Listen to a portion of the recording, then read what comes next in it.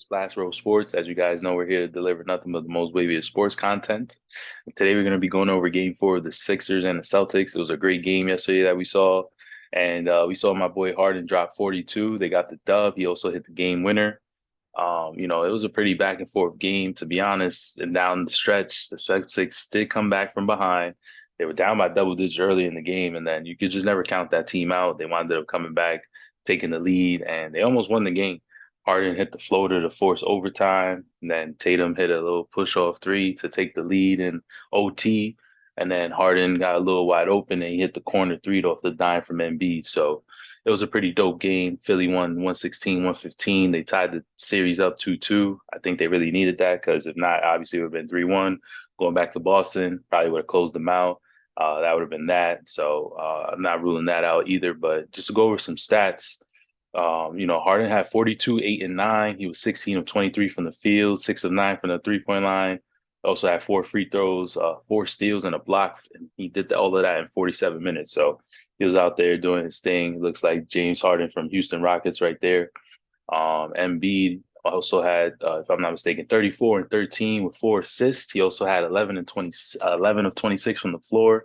He didn't make any threes, but he lived at the free throw line. He was 12 of 15. He also had a steal, and he did all that in 46 minutes. So, them two are going to have to play that two-man game to carry this team. Right now, the Celtics are, a tough team. They are a two-way team that plays defense, and they make it hard for you to score. As we see with some of these games, it's either been Harden or maybe Embiid's not had his best matchup. The last 2 games, Embiid's dropped 30, but also Maxi's been the one really struggling. So next one was Maxi. He had 14, 8, and 1. He was 6 of 17 from the floor, so it's not your best shooting night. 2 of 6 from three, 2 steals, a block. He played 44 minutes. Tobias Harris is another one. Obviously, this team looks back. You see what Jimmy Butler's doing in this playoffs, and he's, the heart and soul of that Miami Heat team. Now, compared to Tobias Harris, he's like the third or fourth stringer from time to time on the Sixers team. Obviously, the Sixers should have stuck with Butler and let Tobias Harris go. That's neither here or there anymore. Tobias Harris is there on the team.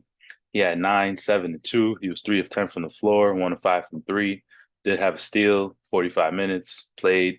They're going to need him. He's basically right up there with PJ Tucker in the sense of who's going to be playing the 4 and the 3 or whatnot. So he's going to play a crucial part. The games that he does good, they're going to need it. But these games that they're just skating by where him and Maxi aren't doing the best, blessing in disguise. It's not going to happen every time, though. The Celtics team is way better than that.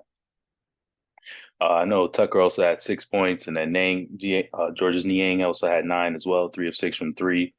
Tomorrow's game 5 is going to be at 7:30 p.m. It's going to be spicy. Hopefully, Harden could do something, and so can Embiid. Maybe if they can pull off a W tomorrow, I would feel very confident going back to Philly in game 6. Going into this series, originally had the Sixers at 7, so I know the type of difficulty that the Celtics bring and what they can do, the type of damage that they can do from night to night. Just with that being said, I know for a fact that Jason Tatum had a great game like last night. He had 24, 18, and 6. However, I don't believe he scored in the first half. He had 0 points in the first half. He still affected the game in a positive way. He had 9 rebounds at halftime, finished with 18 for the game. Obviously, had the 6 assists, 9 of 20 from the floor. That's 45% from the floor. 1 of 6 from 3, 5 of 7 free throws. He also had a steal and 4 blocks. So he kind of filled the stat sheet just like Harden did, 47 minutes as well. So he did everything he needed to do. Second half of overtime, kind of like picked it up, and he led his team in scoring. I know Jaylen Brown, second in the team. He had like 12 first quarter points, if I'm not mistaken, but he was in the early foul trouble. So he had 23, 3, and 5. He was 10 of 16 from the floor, 2 of 4 from 3. And he also played 44 minutes. So, Jaylen Brown and Tatum, that's the 2 for the Celtics. They're going to go as far as those 2 take them. But you cannot rule out or count out Marcus Smart, who's their third guy, floor general, longest tenured Celtic. So he had 21, 3, and 7, 6 of 15 from the floor, 4 of 10 from 3, and then 5 of 5 from the free throw line. He also obviously played 42 minutes, game went into overtime.